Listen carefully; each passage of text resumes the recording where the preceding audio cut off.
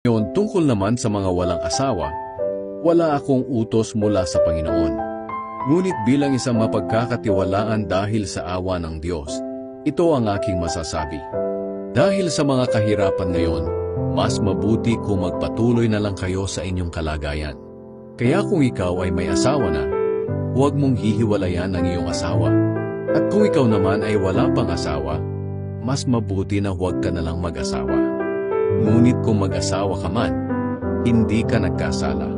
At kung mag-asawa ang isang dalaga, hindi rin siya nagkasala.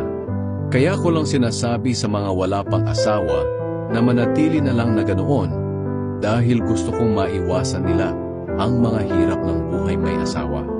Ang ibig kong sabihin mga kapatid, maikli na lang ang natitirang panahon.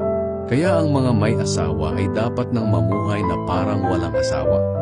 Ang mga umiiyak naman na parang hindi umiyak. Ang mga nagagalak na parang hindi nagagalak. At ang mga bumibili na parang hindi bumibili para sa sarili. Ang mga gumagamit ng mga bagay dito sa mundo ay hindi dapat mawili sa mga bagay na ito. Dahil ang mga bagay sa mundong ito ay lilipas. Gusto ko sanang maging malaya kayo sa mga alalahanin sa mundong ito. Kung ang isang lalaki ay walang asawa, ang pinagkakaabalahan niya ay ang mga gawain ng Panginoon at kung paano siya magiging kalugod-lugod sa Kanya. Ngunit ang lalaking may asawa ay abala sa mga bagay dito sa mundo, kung paano niya mapapaligaya ang kanyang asawa. Dahil dito, hati ang kanyang isipan. Ganoon din naman sa mga babae.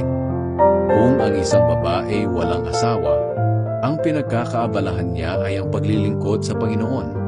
At nais niyang ilaan ang kanyang buong buhay sa paglilingkod sa Kanya. Ngunit ang babaeng may asawa ay abala sa mga bagay dito sa mundo, kung paano niya mapapaligaya ang kanyang asawa.